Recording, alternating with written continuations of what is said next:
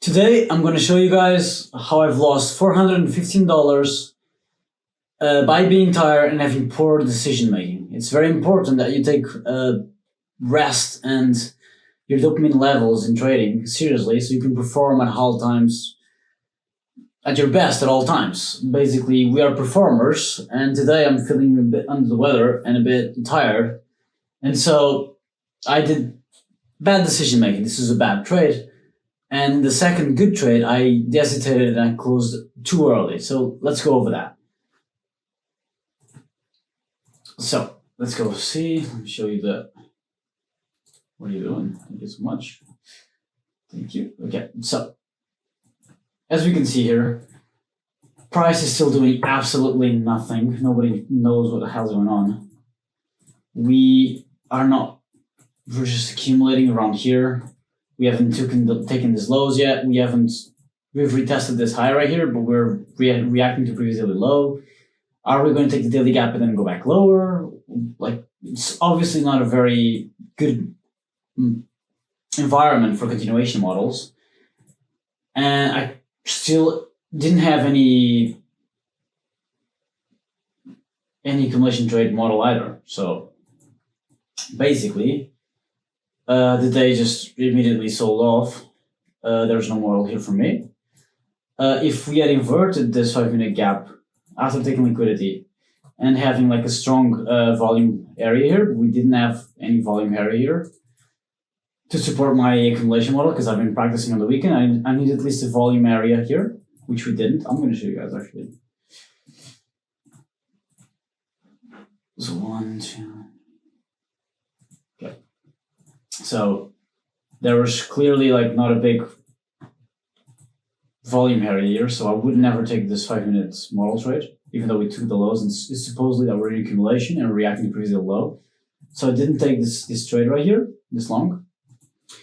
And then price eventually tapped into this 15-minute level, right? And we had a clear down liquidity this high. Right here. Okay. Also, we had this model here. We tapped into 15 minutes here. However, in this entire leg down, there was no shift in structure. So the swing low that led to this size was this one. And so I could have traded the inversion, but not trading it saved me from a loss, basically. I don't usually trade inversions, only shifts. And so I waited and I waited and I waited for a shift in structure. Then we had a shift in structure right here. But this is just too far away from any like credible like stop loss area. Like when the evaluation would have to be here and my entry would be here, this would be like the worst trade like in the existence. This would be like such a bad trade, like 167 stop loss. This would be basically an entry where I'm entering on discount from a discount over discount. It's not a bad entry and not a good entry. I still thought maybe I could enter on this trade right here in OTE of the range, but then I thought if we go back to OTE, we're just confirming that we're in accumulation, that this is a bad trade. So I actually don't want to get back into this trade. I don't want to enter on this trade. And so I did not enter on this trade. We inverted all of this order flow. We're starting to go bullish. We had a clear drawn liquidity higher. This high is right here, and the Asia highs as well here. So we had a very clear drawn liquidity. We then tapped into here, and I was already a bit distracted. I was tired. I was not focused really, and we did have a swing high right here. Like maybe I could have entered here with the stop loss right here, and this could have been like either a break even or a loss. Maybe it could have entered here, but I did not see the swing high. It's actually not a very clear one. It's not the best swing high, honestly. Like this one is better. So I was waiting for this one right here. And so my entry was right here with my stop loss below this accumulation lows, and I got instantly wiped out. I did off risk because we're in accumulation phase and this is a continuation model. So what's the point of risking full price for a trade in a trend that is actually in a market profile that is bad for this type of model, right? And then I waited and I waited and I waited and I waited and I waited, and we eventually went to the 50% of this range. Right here, where we had a 5-minute gap and the 5-minute order block right here.